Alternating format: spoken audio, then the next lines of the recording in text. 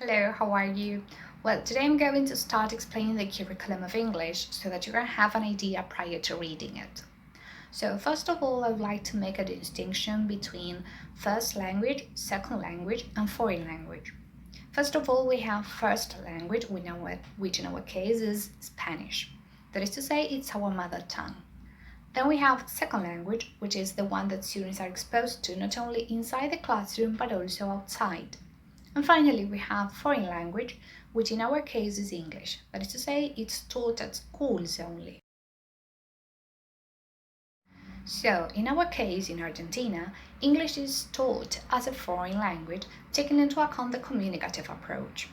Now, when we talk about the communicative approach, bear in mind that the focus is on meaning rather than on form. That is to say, teachers and students interact in order to get and produce meaning, taking into account the purpose and the context. So, in our curriculum, we have three contexts: daily life, school content, and literature. When we deal with literature, I strongly recommend that you focus on different cultures. That is to say, that you can deal with interculturality. The idea is that students are provided with opportunities where they can reflect on different cultures, they can get to know them, and they respect them, which is really important.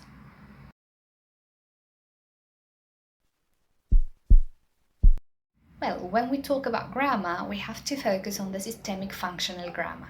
That is to say, again, the focus is on communication, so grammar is used as a resource to get and produce meaning.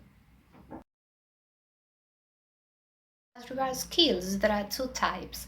They are receptive and productive. As regards the first ones, we have reading and listening. Bear in mind that when students deal with reading and listening, the idea is not to understand every single word. The point is that they need to understand either the general idea or specific items. And then we have the productive skills, which are writing and speaking. When students produce language, they use it or they produce it in an intelligible way. Intelligibility has to do with the idea of being understood.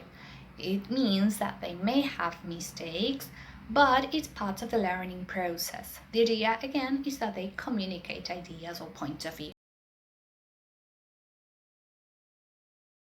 So, in order to understand and produce language, teachers need to scaffold the process, that is to say, the learning process, taking into account that one of the main aspects of education, one of the main points of education is autonomy. But in order to be autonomous learners, they need to be guided. That's the role of the teacher.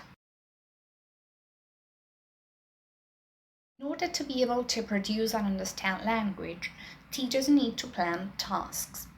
A task is a unit of work which has a communicative purpose, a context, and an outcome. And of course, it has coherence. It's divided into three moments. We have the preparation moment, the core task, and the follow-up.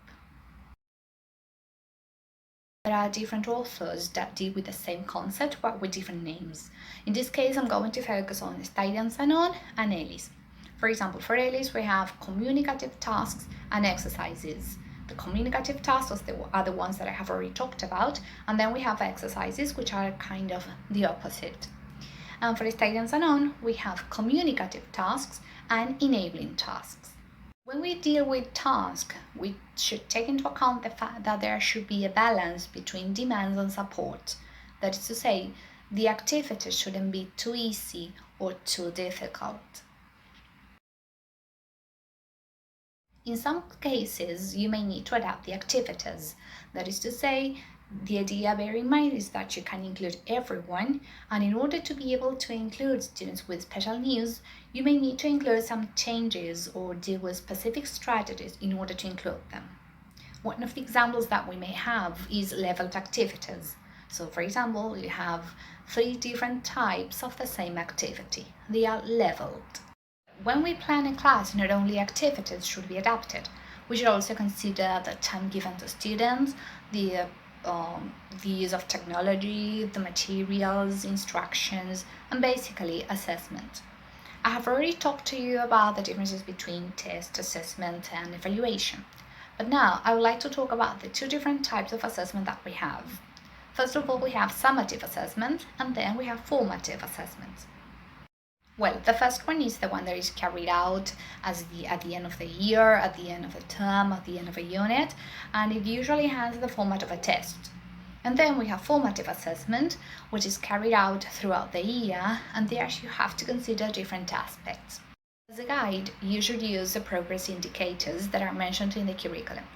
Take into account that our curriculum is prescriptive. It means that you can adapt some aspects. Well, hope it has been clear, and thanks for watching. See you!